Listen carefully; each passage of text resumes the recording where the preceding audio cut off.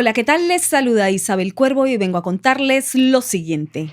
Hoy vamos a continuar con la entrevista que les realicé en exclusiva y para este canal a la vicegobernadora del estado de la Florida en los Estados Unidos, Janet Núñez. Agradezco de nuevo y públicamente la gentileza y la confianza en mi trabajo periodístico por parte de la vicegobernadora de la Florida al concederme la entrevista, sabiendo que en estos momentos no trabajo para ningún medio hegemónico de comunicación, confiriéndome con ello no solo un respeto por el trabajo periodístico que realizo, sino también un respeto al periodismo como nunca debió dejar de ser, sin agenda oculta, sin cuentas que rendir a ningún potentado o corporación, verdaderamente libre e independiente. Hoy escucharán lo que hablamos sobre Walt Disney y su fuerte campaña en contra de la Ley 1557, que protege el derecho de los padres a la educación de sus hijos sobre cualquier imposición del gobierno o de grandes corporaciones. También sobre las demandas interpuestas desde la gobernación de la Florida contra los gigantes tecnológicos por la flagrante censura ideológica ejecutada por el Big Tech.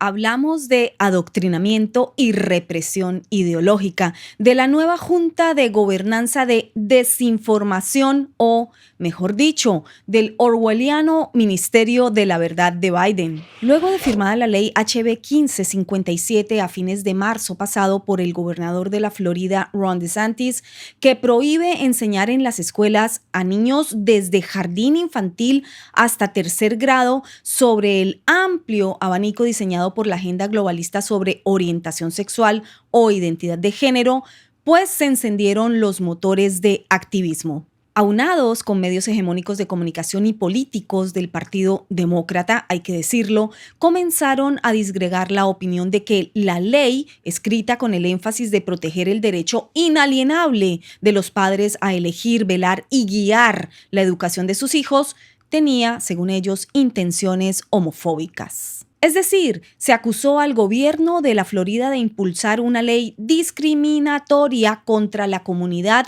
LGTBQ. Pero, ¿qué dice la ley? Bueno, la ley 1557 de la Florida versa sobre los derechos fundamentales de los padres de tomar decisiones sobre la crianza de sus hijos. Suena no solo lógico, sino obvio, ¿verdad? Excepto en dictaduras o en plena ventana de Overton en proceso, ya sabes. Hay una cápsula en mi canal sobre el tema, búscala. Pero no, en los tiempos que transitamos en que lo malo es bueno y lo bueno es malo, esto es simple consecuencia de la tergiversación no solo de valores, sino de derechos civiles y humanos alcanzados desde hace décadas por la misma humanidad, pero que ahora se intentan abolir haciendo pasar las represiones por derechos o progresismo. A esta comparsa de detractores de la ley se sumó la mega compañía Walt Disney, cuando la ley estaba siendo aún discutida por la legislatura. Hulu, Disney y los parques Disney se encuentran entre las principales divisiones de la compañía Walt Disney, que compartieron declaraciones públicas en sus redes sociales denunciando la legislación que etiquetaron de anti-LGTBQ. Ejecutivos de Disney armaron huelgas virtuales y también huelgas físicas e invitaron a sus empleados a manifestarse contra la ley que bautizaron como Don't Say Gay, no digas gay. Luego declararon que una lista anónima de empleados le estaba pidiendo a la empresa tomar medidas más amplias y permanentes contra los legisladores que habían apoyado y votado a favor de la ley HB 1557.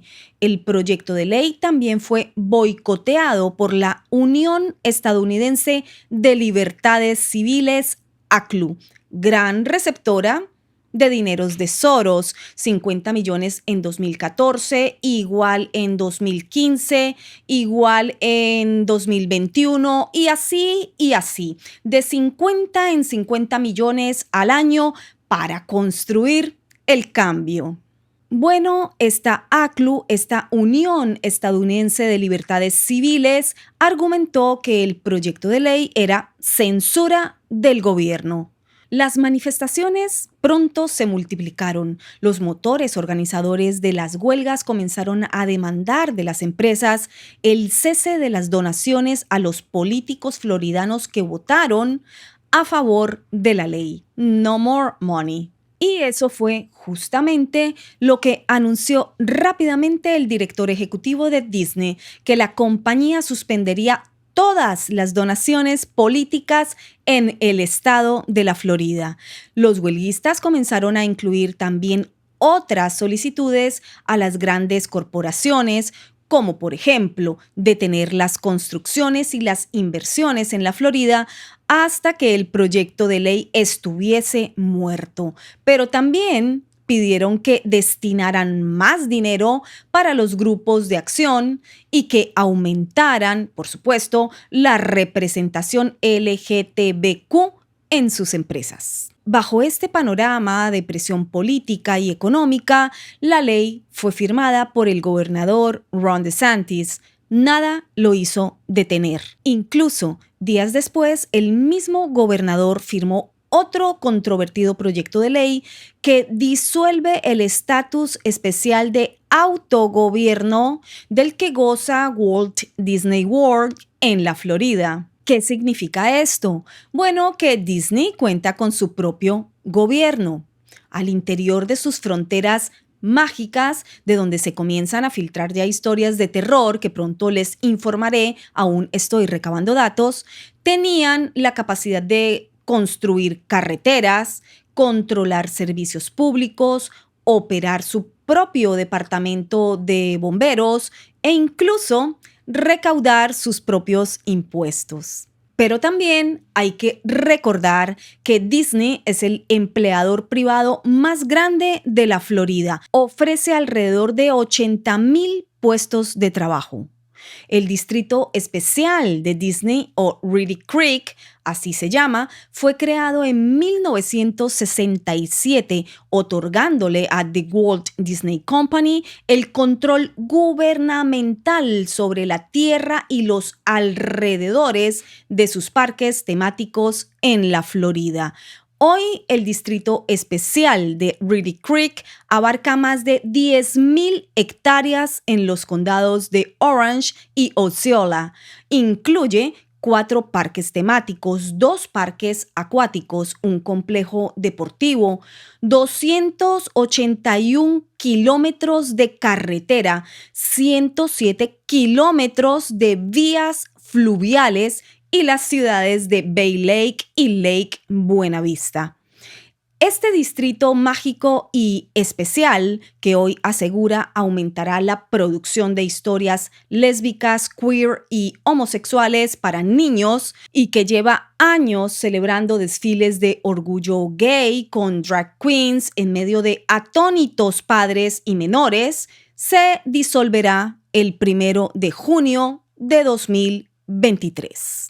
¿Qué me dijo la vicegobernadora al respecto? Escuchen. Después de firmada esta ley, sin embargo, la poderosa empresa Disney no solo tomó partido ideológico y político, sino que también se lanzó en fuerte campaña contra la ley y la gobernación. El gobierno de la Florida está sobrepasando los derechos de la empresa privada. De nuevo, vamos a estar muy claros, la empresa privada no tiene derechos tanto como, vamos a decir, los padres o el gobierno. El gobierno le había dado una oportunidad en los años 1967 de establecer lo que es un gobierno alrededor de la propiedad de esta entidad privada. Yo creo que fuera y aparte del tema de la ley, yo creo que es importante que todo el floridano reconozca que en ninguna otra oportunidad hay una compañía privada que tiene el tipo de privilegios de llevarse a cabo como un gobierno separado. No tiene que consultar con el Estado, ni tan siquiera para pedir un permiso de crear una planta nuclear. Imagínese usted si eso se le da a las corporaciones, tantas que están aquí en la Florida. Yo creo que el gobierno tiene una responsabilidad de reevaluar cuando hay propuestas de ley que tal vez hacían sentido en el 1967, tal vez hoy día no tiene sentido. Y yo creo que eso fue parte de lo que dijo el gobernador, que él estaba muy de acuerdo de que todas nuestras compañías tienen que tener los mismos privilegios y las mismas responsabilidades. Y no es justo que una compañía como Disney tenga ese tipo de autoridad cuando, por ejemplo, una compañía como Universal, que está en el mismo giro, hace las mismas cosas, no tiene ese tipo de autoridad. Así que el hecho de que se le quitó esa forma de gobierno es algo que obviamente las corporaciones, los intereses creados, todo el mundo está en este momento muy involucrado en hablar sobre qué va a pasar, cuáles son las gestiones que vamos a tomar. Y yo creo que por eso la ley tomó en cuenta que iba a tener un año para poder buscar la manera de asegurar que no va a haber impacto ni al contribuyente ni al bienestar del gobierno del estado de la Florida, porque en fin de cuentas, el gobierno aquí que está responsable, que tiene contabilidad a los votantes, es el gobierno del estado de la Florida, no una compañía privada. Así es. ¿Qué es lo más grave? ¿Cuáles son las dos causales, por decir tan solo algunas, que me imagino que habrán considerado para justamente pensar en esta posibilidad de retirarle el autogobierno a Walt Disney? Bueno, ellos están hablando sobre el impacto a lo que es los servicios, si le va a caer lo que es los servicios de, por ejemplo, de bomberos, de policías, si eso le va a caer encima al gobierno local, cuáles serían las implicaciones y las ramificaciones fiscal. Todos esos temas son temas importantes, lo cual vamos a asegurar que todas las decisiones que vamos a tomar, si en el año 2023, cuando llega lo que es el tiempo para establecer este nuevo tipo de gobierno, todas esas preguntas el gobierno y el gobernador están muy involucrados. Va a asegurar que no va a haber impacto negativo a lo que es el contribuyente. Eso es más importante para nosotros, asegurar que las cosas que los vayamos a hacer no vaya a tener un impacto negativo, aumentar los impuestos. Eso es algo que nunca va a suceder bajo la administración de DeSantis y Núñez. ¿Pero qué era lo más grave que estaba ocurriendo al interior de Disney para tomar esta decisión? Bueno, con respecto a Disney y las medidas que están tomando, ellos tienen en lo que es la área de Reedy Creek, ellos tienen completa autoridad. Ellos tienen la oportunidad de hacer y de deshacer sin tener que consultar con el gobierno. Así que imagínense si cada vez que van a construir algo, hacer alguna construcción, tienen que ir al gobierno local, como lo tiene que hacer todo el mundo, el que está construyendo una casa, el que está construyendo parte de su negocio, tiene que ir por mucha de la burocracia de los gobiernos locales y ellos no tienen que hacer eso simplemente. Yo creo que eso es algo que para ellos es un impacto bastante grande. Esa autoridad, no tener que consultar al nivel local, es algo que ellos quisieran mantener. El proyecto de ley también revoca los privilegios fiscales especiales de Disney en el estado de la Florida y que han estado vigentes desde la década de los 60. Ahora, hablando de la libertad de expresión, la ley y el gobierno no deberían proteger el sagrado derecho a la libertad de expresión porque es la primera enmienda y nos están censurando ideológicamente los medios hegemónicos de comunicación y las poderosas redes sociales. Entonces, ¿qué hacer? Bueno, como tal vez sabes, el gobernador se enfrentó en ese tema, lo que es censurar lo que es el Big Tech, las compañías de las redes sociales. Sabemos que hay, desde el punto de vista de aquellos que son conservadores, ellos están viendo el impacto negativo todos los días. Lo que es estas compañías tener la capacidad de censurar y de eliminar personas de sus redes sociales. Eso es algo que el gobernador se enfrentó, pasamos una ley. En ese momento la ley está bajo procedimiento judicial, pero tenemos la confianza que al fin de cabo vamos a poder sobrellevar esas demandas judicial y ya veremos en un futuro, yo creo que será pronto, estamos esperando, pero sí tendremos más de hablar sobre ese tema ya cuando se termine ese procedimiento judicial. ¿Podemos esperar alguna respuesta alrededor de cuánto tiempo? Bueno, es difícil porque, como sabes, las cortes, ellos tienen sus propios pasos, pero yo creo que estamos esperando en los próximos meses, pero de nuevo, eso es difícil de decir porque uno no está en control de lo que es las cortes. Primera enmienda que protege la libertad de expresión, de prensa, de reunión y el derecho de solicitar al gobierno compensación por agravios. Yo misma fui silenciada y censurada en 2018 por USAGM por cumplir simplemente mi deber de informar. Se está silenciando y ejerciendo censura ideológico-política en los Estados Unidos. Esto tal vez es lo que se pretende perfeccionar con la nueva propuesta de la administración Biden de crear la Junta de Gobernanza de Desinformación, porque es que esto suena a George Orwell y su Ministerio de la Verdad. Bueno, es que te estás riendo porque de verdad que es algo que merece reírse. Es increíble, inconcebible que hoy día en este país, el país más grande del mundo, que estamos hablando sobre un grupo que va a buscar lo que es el desinformación y que va a estar determinando cuál es la verdad, cuál es la... Y para mí de verdad es un momento que merece reírse, pero de verdad es un momento de tristeza. ¿Cómo es posible que hemos llegado a este punto en nuestra historia de nuestro gran país?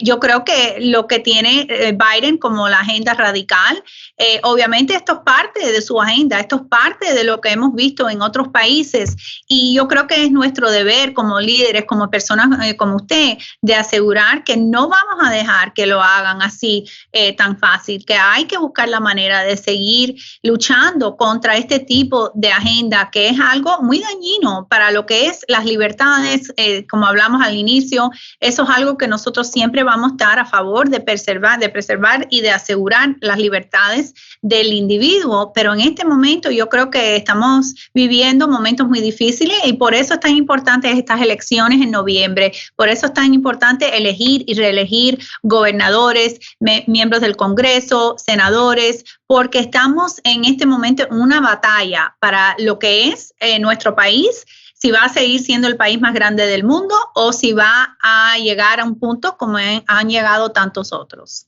Así es, vivimos tiempos muy difíciles en los Estados Unidos con respecto a las libertades individuales, civiles y sobre todo la libertad de expresión. La nueva entidad para combatir la desinformación, así dicen, fue anunciada por el Departamento de Seguridad Nacional de los Estados Unidos y ha generado un fuerte rechazo en el Congreso.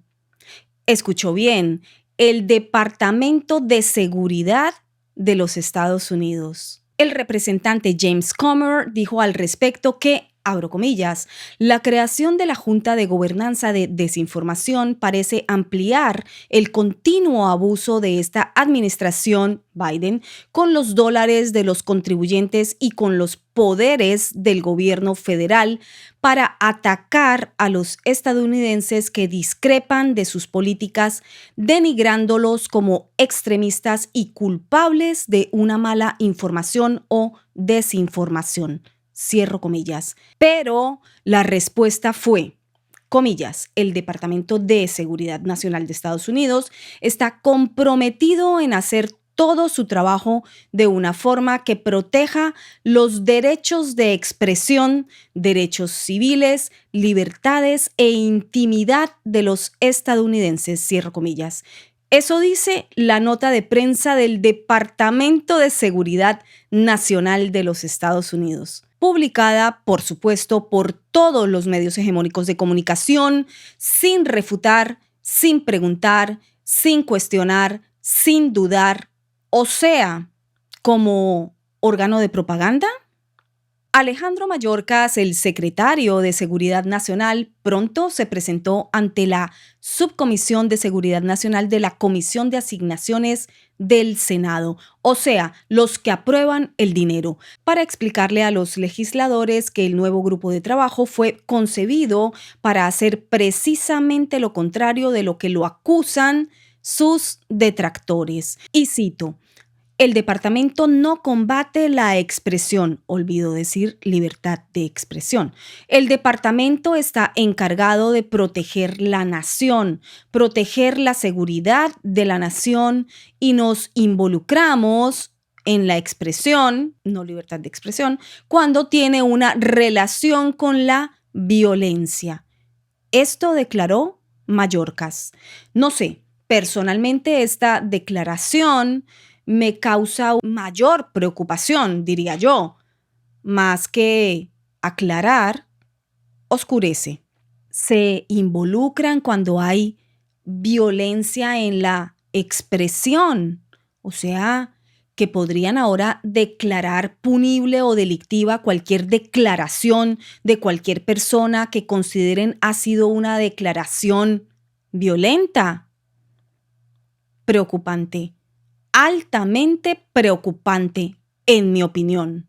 La senadora republicana Chili Moore Capito le recomendó a Mayorkas que mejor se olvidara del nuevo grupo de trabajo por el bien del departamento, entre comillas, algo así como una advertencia declarada. Por su parte, el senador también republicano John Kennedy cuestionó la decisión de que contrataran a Nina Jankowicz para dirigir esta llamada Junta de Gobernanza de Desinformación. ¿Y quién es Jankowicz? Yo se lo cuento. Jankowicz ya fue investigadora de desinformación, pero en el Wilson Center de Washington, un centro de investigación que se identifica como no partidista, pero que, por ejemplo, en 2020, mientras el mundo estaba encerrado, atemorizado por el virus invisible, ellos programaban estudios y debates para explicar, pensar y repensar por qué George Soros era víctima de teorías de la conspiración a nivel global. Jankowicz también fue una fuerte detractora de la veracidad del computador personal de Hunter Biden. Cuestionó su origen, cuestionó su contenido, desestimó los documentos que se revelaron en medio de la contienda presidencial de 2020 de Trump versus Biden y definió que todo este asunto era parte de una campaña de desinformación rusa.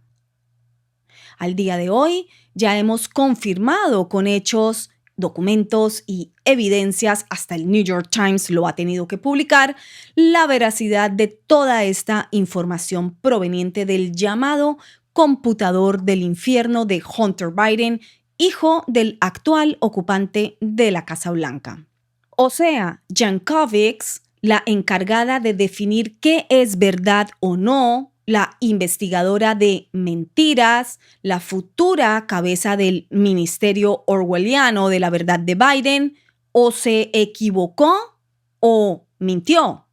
Bueno, dentro de los trabajos de ingeniería social también se encuentran el de la discriminación inversa y la anulación de la meritocracia. Sobre ello también hablé con la vicegobernadora de la Florida, Janet Núñez.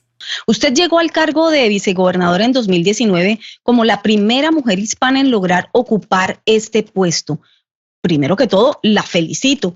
Pero revisando su currículum, evidentemente no llegó por ser ni mujer ni hispana, sino por su preparación y conocimiento como política y administradora pública. La pregunta es, ¿se deben asignar cuotas de género o a minorías por el solo hecho de ser minorías?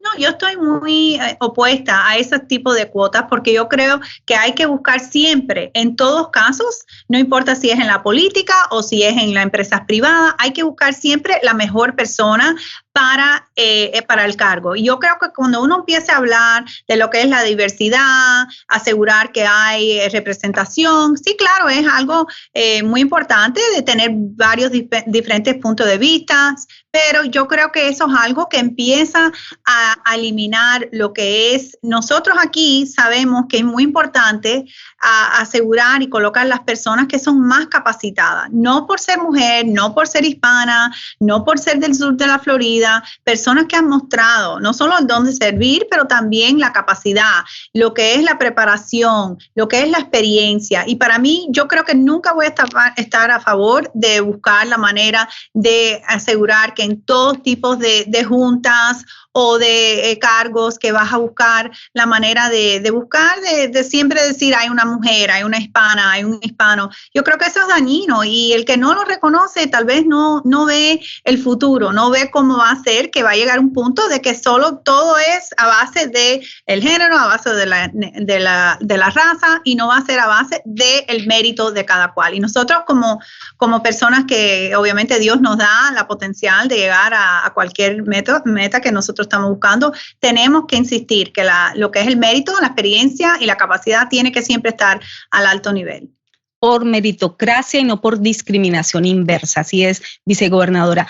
Sin embargo, vicegobernadora, en 2014 usted trabajó con el senador estatal Jack Latvala y logró aprobar una legislación que le permite hoy a los hijos de inmigrantes indocumentados pagar las mismas matrículas que los ciudadanos en universidades de la Florida. Este tipo de ideas tan pregonadas y no cumplidas por los demócratas finalmente la consiguieron ustedes como republicanos. Entonces, falta información real y no distorsionada en los medios hegemónicos de comunicación sobre los logros del Partido Republicano con los migrantes e hispanos.